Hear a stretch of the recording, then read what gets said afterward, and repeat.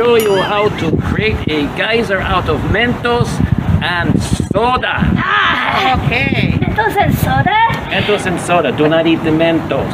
Do not eat. First, you're going to need 1 bottle of soda and 1 package of Mentos.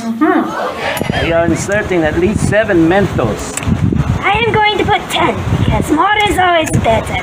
Okay. The tube into the top of the soda. Perfect work. Ready? Alright, here is your run. Alright, run! Don't try this at home unless you have help. Unless you're ready for a very big and wonderful mess. And you're going to clean it up. But be very, very careful. Okie dokie, we see you in our next experiment. And don't forget Dr. Neutron Science Club. Yeah! Yes!